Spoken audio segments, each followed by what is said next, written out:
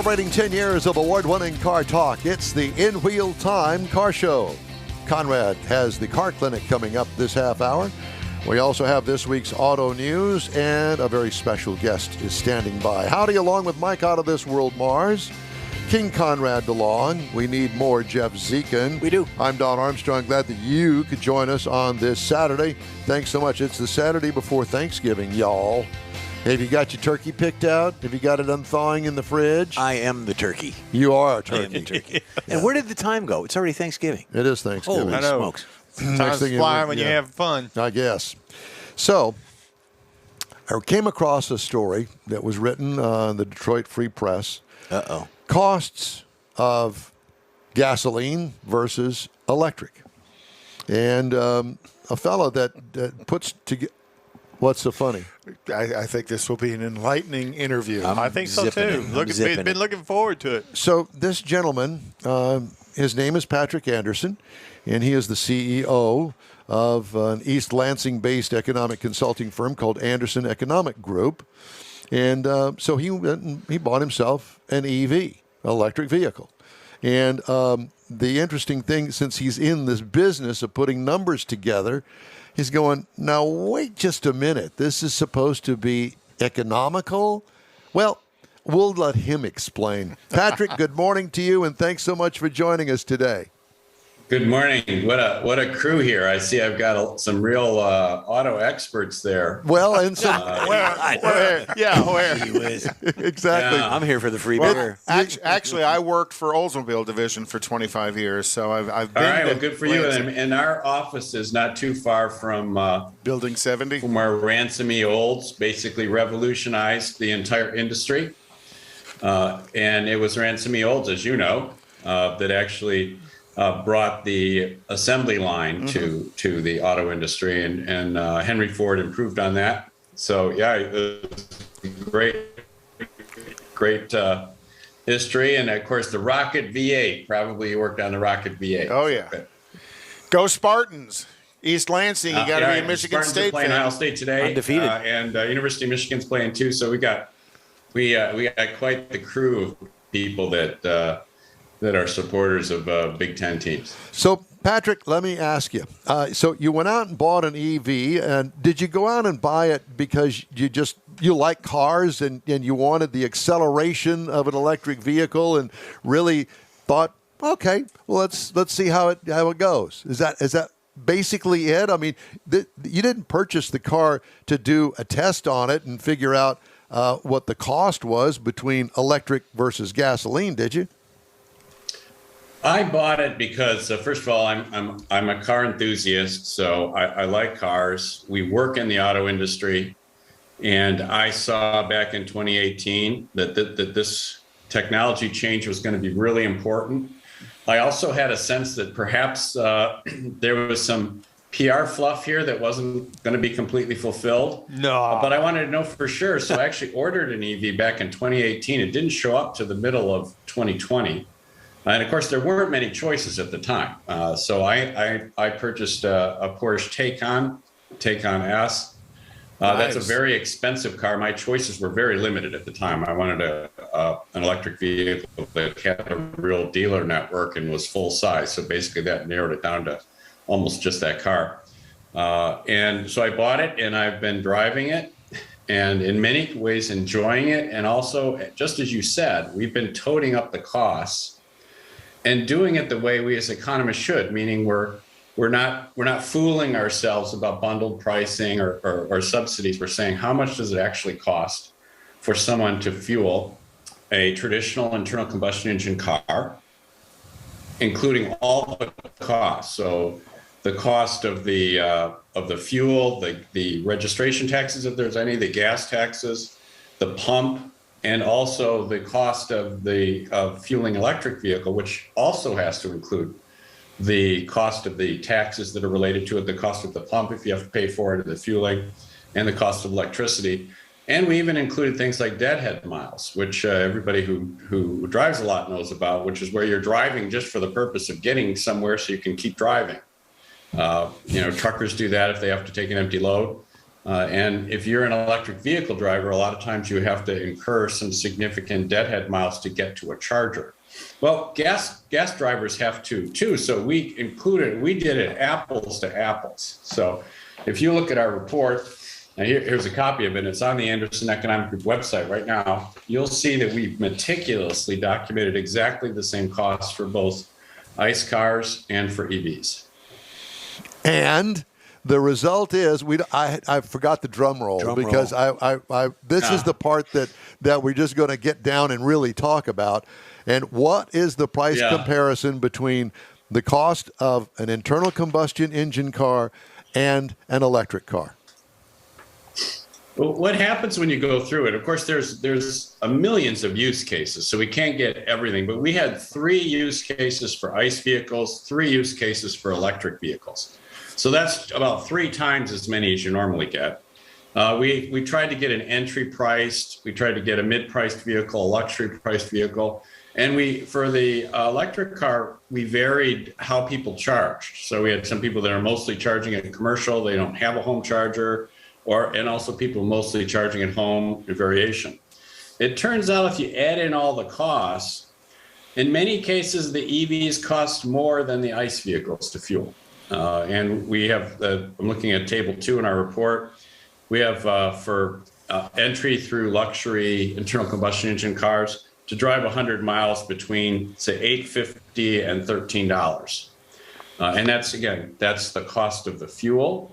That's the cost of the pump, which for gas stations, they put the cost of the pump into the fuel. The retail sales taxes, the road taxes, that's again in the retail price of gas. And a certain amount of deadhead miles. So between $8.50 and $12.60. For EVs, the 3 cases we have, same thing, apples to apples, between $12.95 and $14.15 a mile. So for 100 miles. So this is not exhaustive. It's 3 times the choices that you normally see in a comparison like this, but it does show that in many cases it actually costs more to fuel an EV than it does for a traditional ICE vehicle. Were you personally surprised by the results?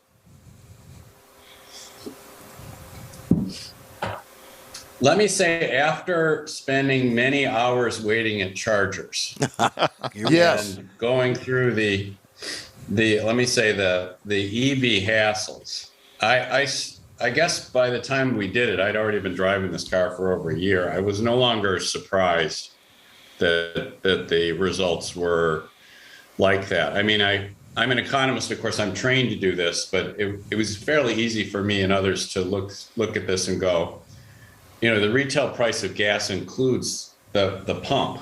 It includes the road taxes. I have to count that, right? If I do the EV, I can't consider the cost of the charger and everything else is free. I'm holding up my fingers in quotes here, free. Yeah. If you have to pay for it, it's not free. If the taxpayers have to pay for it, it's not free.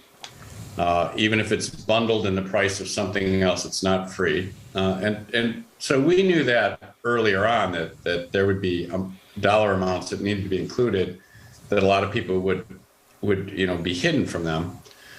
But I would say I was a little surprised about the fact that a whole variation of use cases ends up with EV cars costing a bit more. The one thing that I noticed that you kind of left out of that was the time spent waiting for the charge.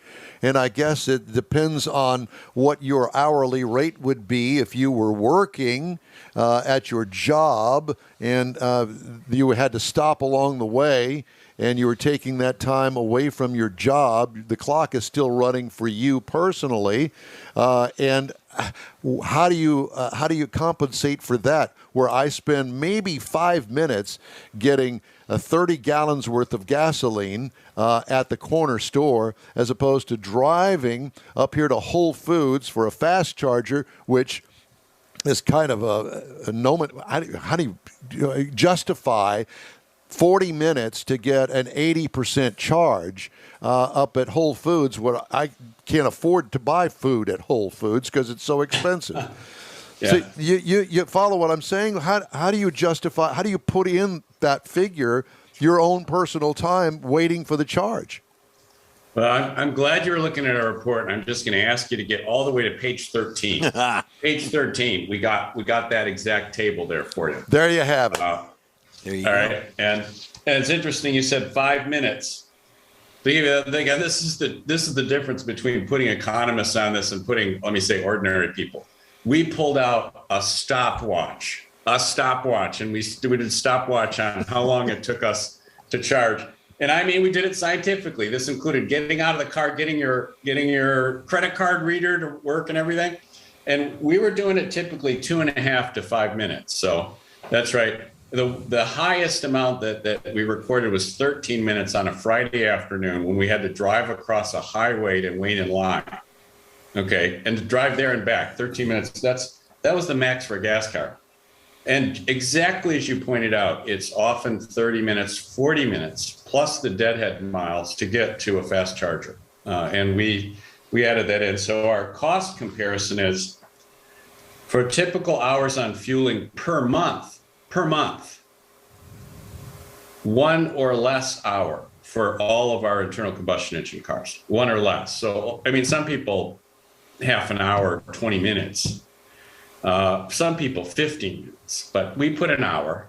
For EVs, depending on charging modality, 4.5, 5.75, 7 hours a month. And that's not counting when you plug it in at your house and leave it overnight. So the thing that was surprising to me in the study was this. If I'd have known that, I must say I would have had trouble buying the car. Wow. I've got I could anticipate this is how much it was going to cost. And I could estimate, the fueling, but I underestimated the time burden. Patrick, I've got a question, and being the economist that you are, we're hearing things from our public officials in Washington and throughout the country that we're all supposed to be EV by, I believe, 2050, I think is the number. And now, recently it's 2030 was what President Biden's claim corrected. is 2030. We're supposed to be selling half the sales EVs by 2030. Right. The question is, do you think we're going to get there? By you crunching the numbers, and is it going to work? Well, one of the reasons we're doing this, and you are exactly on something. I'm a firm believer that you get to choose what kind of car you drive. Okay, nothing in here says, oh, you got to drive an EV, or you got to drive an ICE car. There's nothing in here that says anybody that's driving an EV is saving the world, and anybody else that's taking. Pulling a trailer over to cut the lawn of the person that's driving the vehicle that really just said they were saving the world is not. I mean, people get to choose for themselves. And I want people to have that. And that's part of what our company does is if you look at the Anderson Economic Group portfolio, we've been around for over 20 years. I got my 20th anniversary Anderson Economic Group shirt on. Nice. We advise companies, businesses, trade associations, and states based on what consumers actually spend, what they actually want to do, where businesses want to be, and we try to make them, put them in a position to make a good investment decision or a good decision. And we definitely are thinking that these are the factors that ordinary citizens will take into account when they decide whether to purchase a car or not. Heretofore, we have early adapters for EVs, including me. Okay. In 2018, I put down a deposit in a car that I don't see until 2020. It costs a lot of money, and it has to get fueled at a place that I've never seen, using equipment that is not proven, and with considerable risks. Okay, I did it. I'm glad I did it, but that's not an ordinary American situation, and I don't want to impose that on ordinary Americans. And at this point now, we've got some more experience, and I think people looking at numbers like this. And the kind of work that we're doing at the Anderson Economic Group, which I hope others will do similarly, will give people a real chance to make a decision. And I think you're anticipating that many Americans are going to have pause at that time burden and the cost burden. Mm-hmm. Do you still own your electric vehicle? Oh yeah. I mean, this car, I've been telling you about the cost, but let me tell you, this is a fabulous driving vehicle. and I like cars. So, the car that I had before was, let me say, a V8 32 valve overhead cam engine with a beautiful dual exhaust, all-wheel drive with 400 horsepower rated conservatively. So you probably figure out which vehicles fit in that category. And I love the sound and I love the acceleration. And I did not want to buy a car that wasn't going to give me at least that amount of acceleration.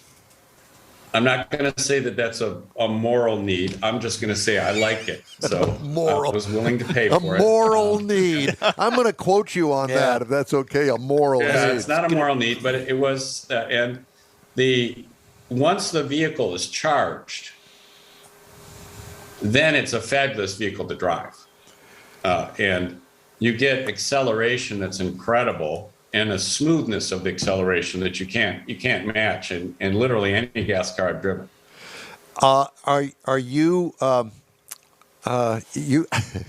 you still do you have a fast charger at your house? No, I mean, literally, we are here now. We are here now, and I've had this vehicle since June of 2020. We're still trying to get an electrician to come in and put in the L2 charger.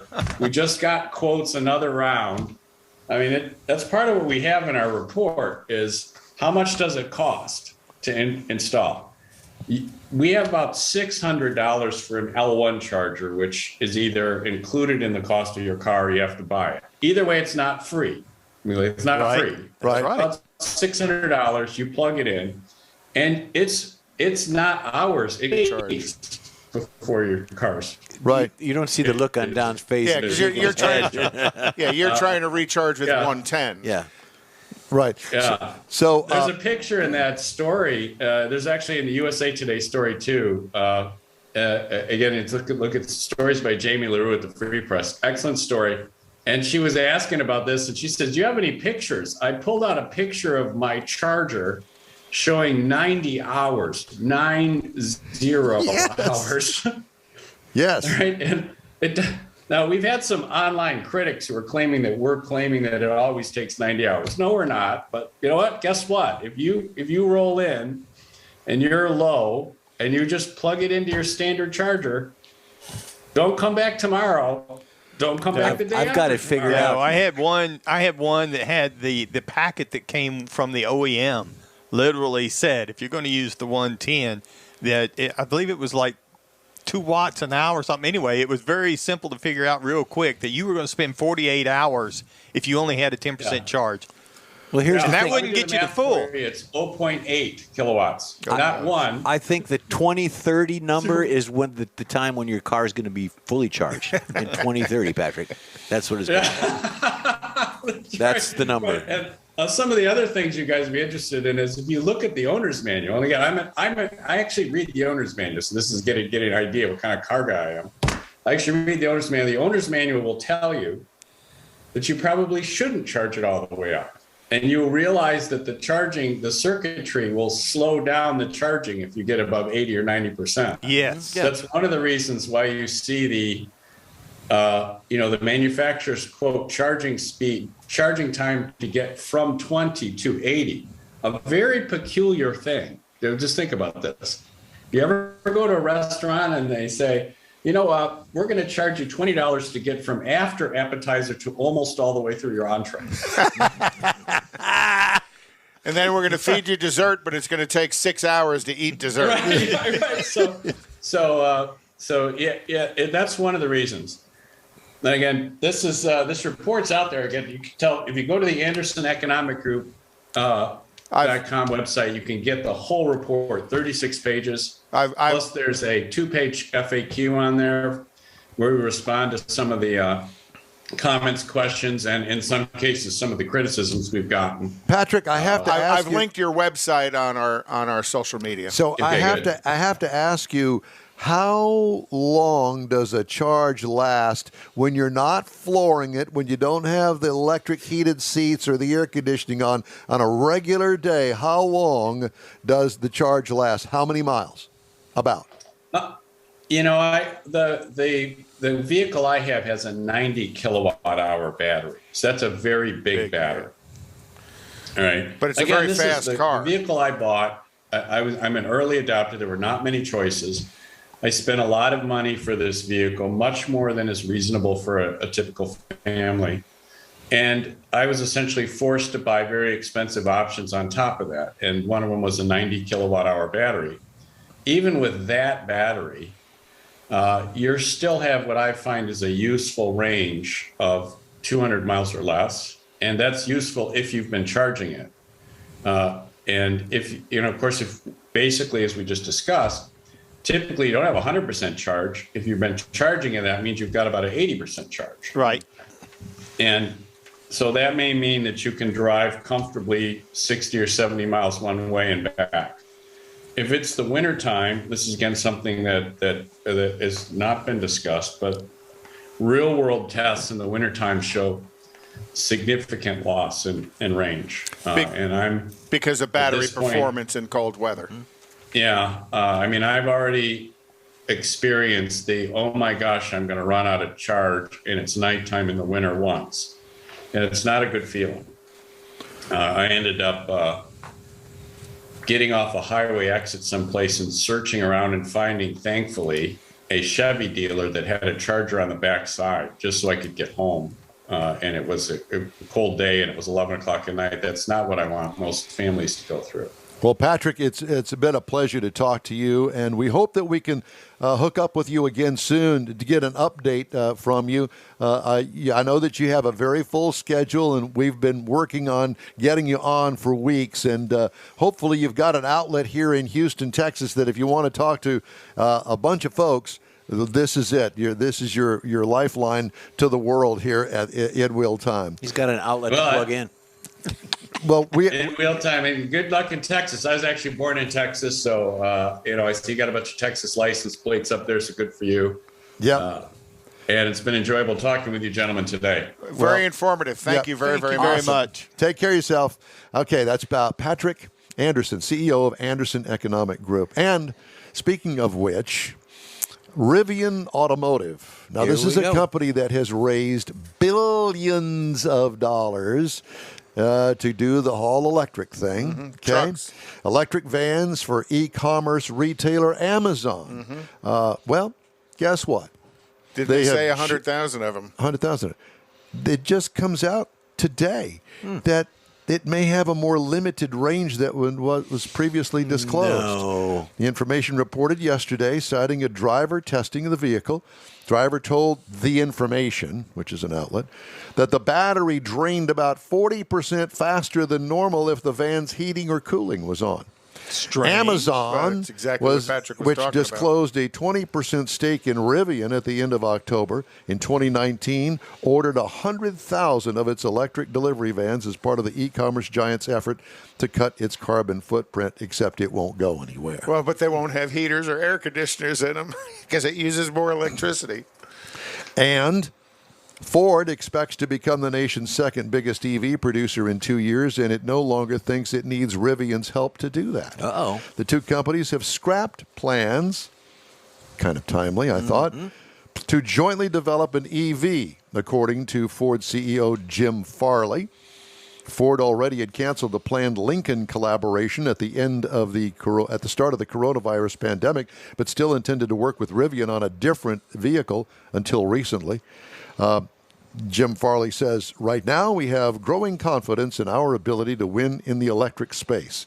When you compare today with when we originally made that investment, so much has changed about our ability, about the brand's direction in both cases, and now it's more certain to us that we are going to do what we got to do.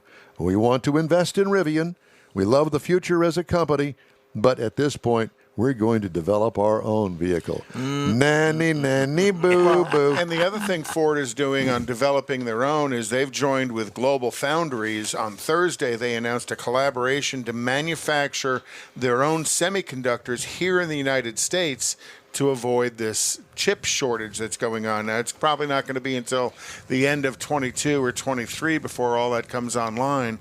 But Ford has announced building their own chips here in the States, and I know General Motors has as well. Yeah, and I keep reading. And Except General Motors joined with Frito-Lay.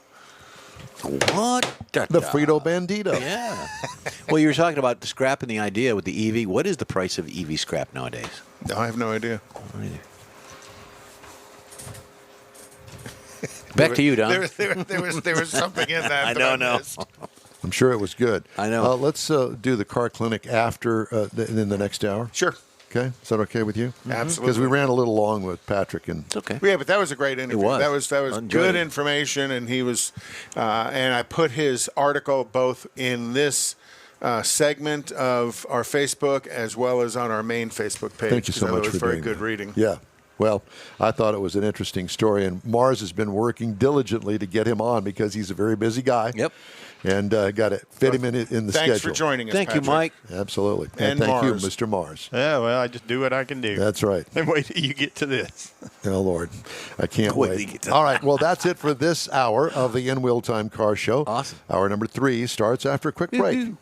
Hey, Houston, it's back! America's greatest hot rod tradition is on Thanksgiving weekend. The O'Reilly Auto Parts Autorama at the George R. Brown Convention Center. 4 days of hot rods, customs, classics, trucks, and performance cars featuring the ultimate lowrider showcase. Sponsored by Shorty's Hydraulics and the Traditional Rod Garage. Saturday only, it's the Tuner Galleria with 250 imports, JDM, and luxury cars, plus music and models. Autorama! It's so much more than a car show. On the celebrity stage, presented by Nick's Auto Repair and Classic Car Restoration, it's Chip Foose from TV's Overhauling on Friday and wrestling superstar Sting on Sunday. Shop the swap meet and women's world all weekend. The O'Reilly Auto Parts Autorama. November 25th to 28th at the George R. Brown Convention Center. Discount tickets at O'Reilly Auto Parts. Part of the Summer Racing Equipment Show Car Series. See Autorama.com. Tailpipes and Tacos, Houston's premier monthly cruise-in, will return Saturday, December 18th to the Loopy Tortilla Tex-Mex in Katy. Tailpipes and Tacos wants to thank all of the participants and fans who have enjoyed the collector cars, hot rods, customs, originals, and resto mods, and everything in between. We'll be taking a break for Thanksgiving and Autorama, but we'll be back for a great Christmas cruise-in on December 18th, so make plans now. You know that Tailpipes and Tacos is the Houston area's coolest cruise-in, a place you'll see friends, family, and the finest cruise-in cars in the Houston area. It all happens at the Loopy Tortilla Tex-Mex in Katy on the Grand Parkway at Kingsland Boulevard, just south of I-10. Get your ride ready for a very special Christmas cruise-in, Loopy style. It's Tailpipes and Tacos, Saturday, December 18th. The In Wheel Time Car Talk Show will be there too. Let's celebrate the Christmas season together at the next Tailpipes and Tacos on December 18th. We'll see you then, weather permitting. Gulf Coast Auto Shield has moved to a more convenient location. Now you can visit John Gray and his staff of dedicated professionals at their new shop on the South Sam Houston Parkway between Belford and Airport in Southwest Houston. Gulf Coast Auto Shield is the best at paint correction and ceramic coatings. Clear bras and custom wraps are specialties that only Gulf Coast Auto Shield installs with award-winning accuracy, and all their services come with a warranty. Lamborghini, Aston Martin, Porsche, and Ferrari owners depend on Gulf Coast Auto Shield for their specialty services, and you should too. The In Wheel Time Corvette and Cutlass have both been massaged by Gulf Coast Auto Shield, so isn't it time your vehicle visit their new shop in Southwest Houston? Call John Gray today at 832-930-5655 or visit online at gcautoshield.com. That's gcautoshield.com. Paint, coatings, wraps, and more at gcautoshield.com.